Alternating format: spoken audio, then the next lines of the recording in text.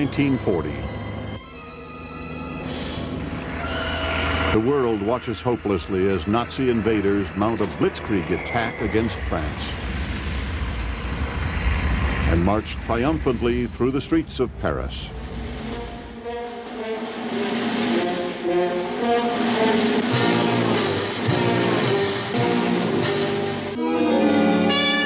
But behind the tears of a defeated people comes the rumbling of rebellion. Enraged French citizens answer General de Gaulle's command and fight for freedom with an underground organization committed to sabotage and other acts of defiance. This resistance.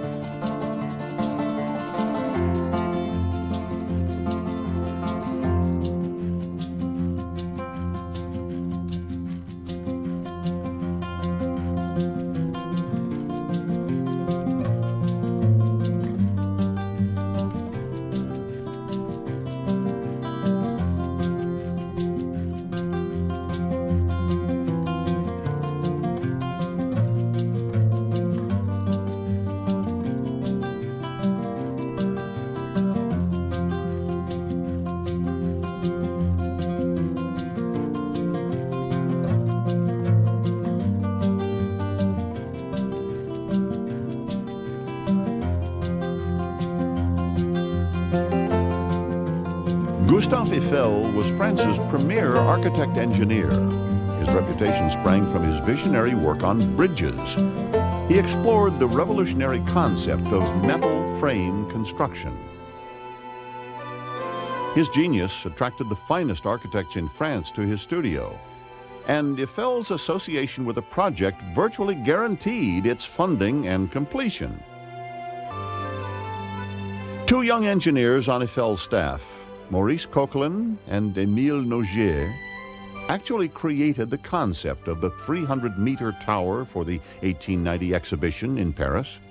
They sketched the first crude designs for a framed structure, then called on architect Stephen Savastre to add ornamental flourishes, the arching floral elements and sculptural nuances.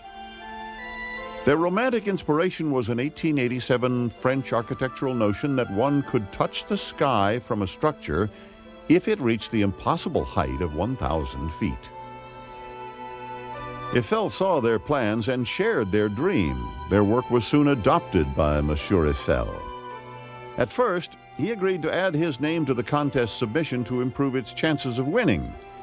But he quickly became interested in the tower concept and began to add his own unique flourishes. Once Eiffel's name was on the project, everyone knew the outcome of the competition. With his social and political connections, Eiffel was well equipped to push the project through the Parisian bureaucracy. And he had the technical ability to transform the project from a paper design to a three-dimensional reality. The tower was designed to represent France's participation in the industrial age. As a symbol and as an engineering challenge, there was a lot riding on the success of the tower. But Eiffel was determined to exhibit the same innovative spirit in construction that he had employed in the design.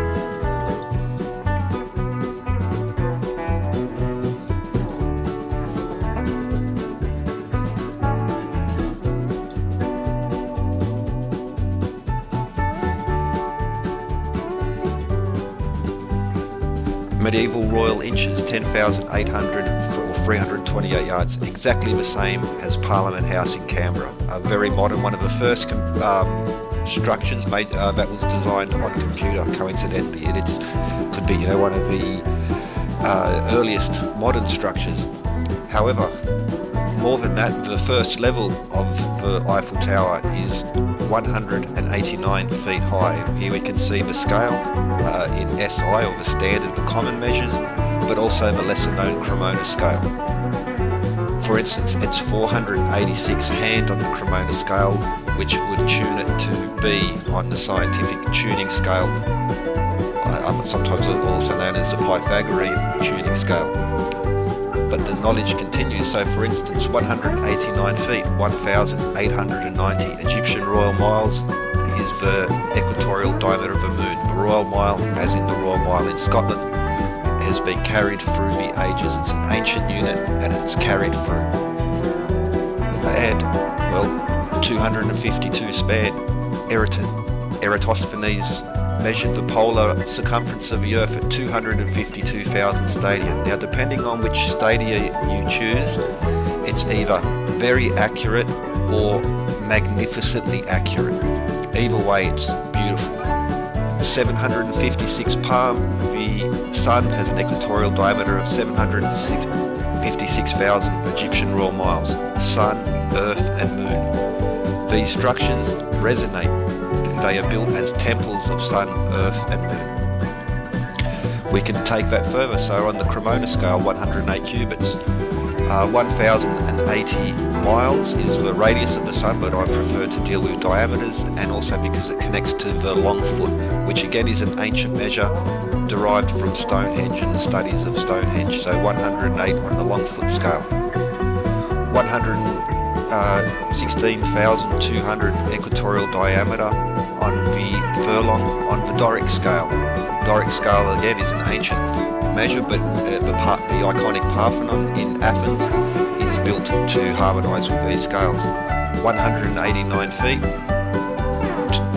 2,160 miles is the miles we know is the equatorial diameter of the Moon again. Sun, Earth and Moon.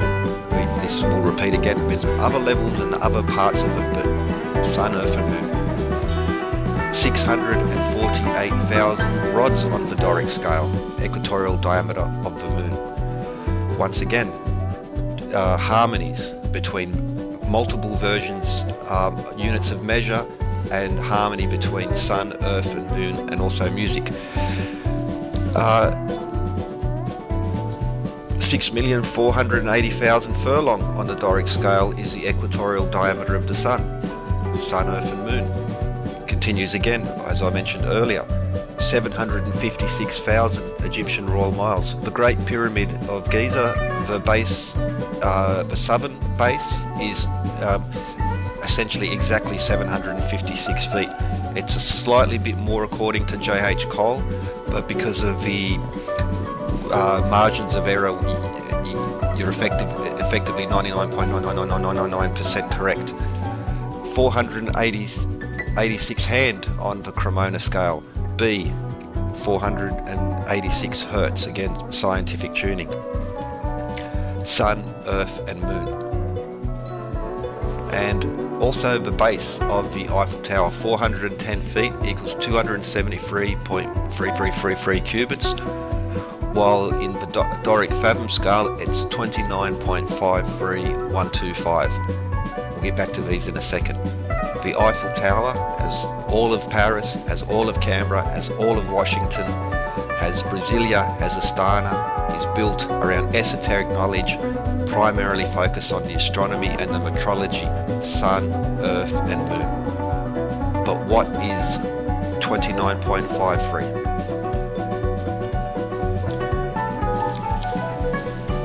29.53 is about Sun, Earth and Moon, and we can begin to decode it by looking at the Vesica Pisces. The rhombus inside has a ratio of 265 to 153, which is best whole number approximation of the square root of 3. Back to Paris and the Louvre Pyramid. Famously, each side, except for the entrance, and that's a separate story, has is defined by 153 rhombi. What's so important about that? Well, this connects us to some very beautiful astronomy and some very beautiful geometry. 33, 153, 253. We'll get into this. The synodic month, that's how we define the full moon. It's a relationship about sun, earth and moon. So one revolution of the moon around the earth in relation to the sun is a synodic month. And how long does a synodic month last? 29.53 days. How high is the first level of the Eiffel Tower? 29.53 in the Doric scale. This is no mistake. Mark my word, and we'll take this even further. Freemasonic tracing boards are relatively new compared to Kershaw and to older masters of the esoteric craft, let's call it. So 153, the square root of 153 is 12.369. That's how many synodic months per year. A synodic month is 29.53. That's again the height of the first level of the Eiffel Tower in the Doric scale. What else is important about the synodic month? That's how we define the eclipse, and we can predict eclipses using this method. Because the moon wobbles up and down in its orbit, we don't have an eclipse every 29.53 days. But understanding this, we can predict them, and predicting eclipses is one of the best proofs and best examples of this knowledge.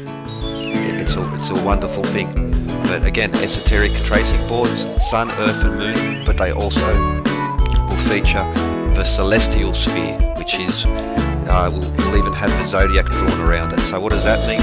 Sun, earth, moon and the stars. The synodic month is a relationship of sun, earth and moon, but we have something else called the sidereal month, which is a relationship of earth, moon and a fixed star. The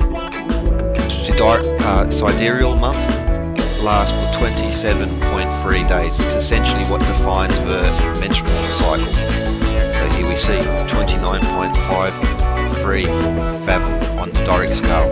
Sun, earth and moon on the other scales, and 29.531 on the Doric. The base is 273.333 cubits. We could mark the point down there, but other structures are 27.3 or 2.73. These I'm going to start exploring this because underneath the whole number Pythagorean scale there's a whole bunch of other knowledge going on. Beautiful astronomical connections. So one sidereal month, on average 27.3216 days. Because of the elasticity of the orbits of both the moon around the earth and the earth around the sun, this will move in and out, essentially giving us 27.3 throughout. So the last 27.32166 is the average, one orbit of the moon around the earth in relation to a fixed star. During that time, the moon will orbit once on its own axis. So one moon day is 27.32166 days on average. Synchronous orbits and synchronous rotation.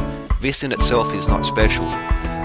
More often than not, moons will develop a synchronous orbit. That's not on its own. That's not very special.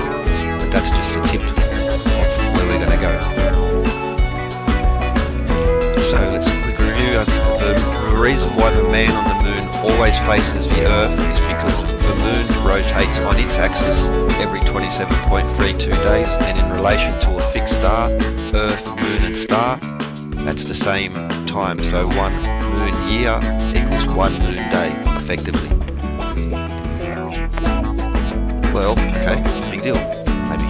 Okay, every sidereal month, on average, the Earth moves through 26.9 degrees of the solar arc. So in its orbit around, being 360 degrees, on average it will be 26.9. But because of the elliptical orbit of both the Earth around the Sun and the Moon around the Earth will move through 27.32 through this scale during this month. 27.32 degrees, or 27.33 as well. 1 moon day equals 1 moon year, that's in days. In degrees, it also equals 27.32. The symphony begins. This is tested, this is measurable, and for some reason it's completely ignored by the establishment, either because they don't know or because some of them don't want you to know because of the implications of this. Is that it? That's not it on its own, but Moon is 27.3% the size of the Earth. Whether it's polar diameter or equatorial diameter, it's always the same, 27.3. This on its own might be curious, but how far is the Moon from the Earth? An elliptical orbit. Apogee, the maximum distance on average is 0.0027 AU, astronomical units. It's a standard unit in astronomy. However, because of super orbits, it will extend to 0.00273 AU. The Moon does not revolve around the center of the Earth. It revolves around, centered on the barycenter, which is 27.3% below the Earth's surface. Once again, that's effectively one radius of the Moon. Not only that, the barycenter is effectively 5,000 kilometers below the surface of the Earth, or 1,000 miles.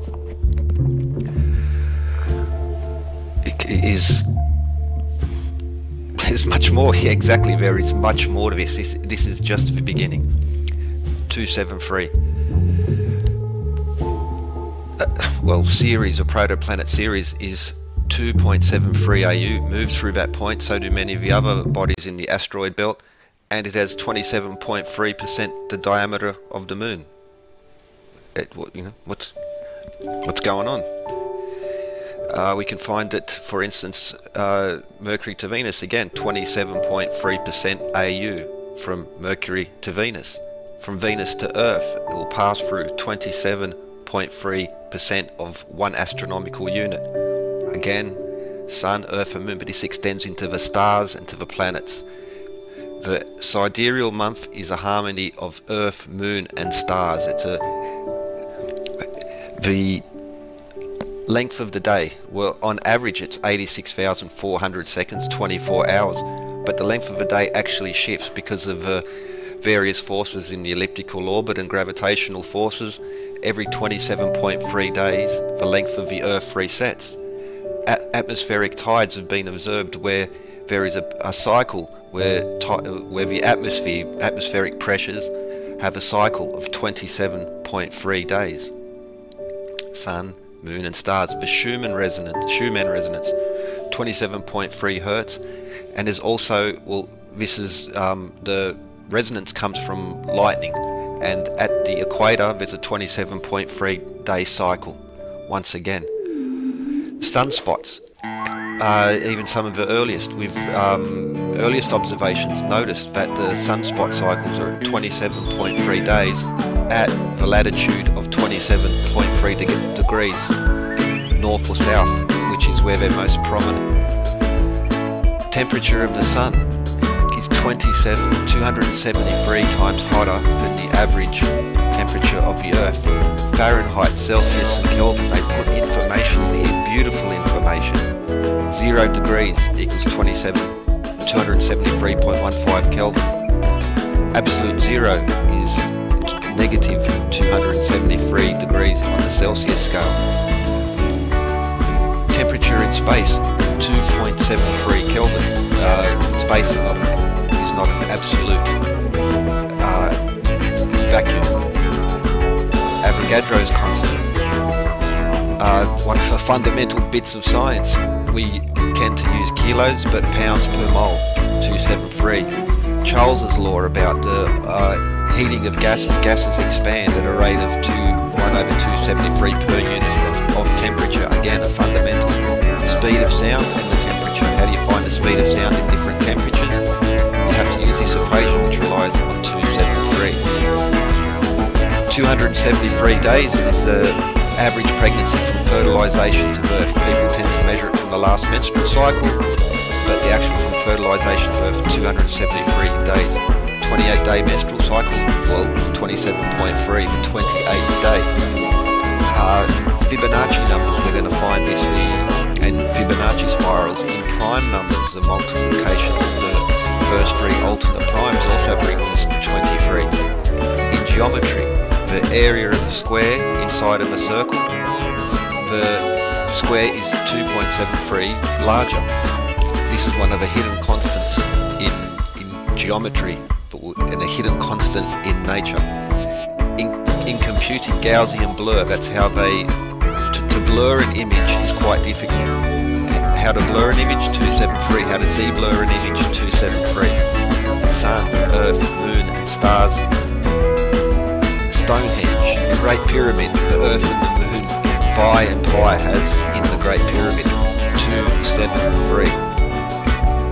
The builders of these designs knew this, and this is what they were trying to tell us, and this is just the tip of the iceberg.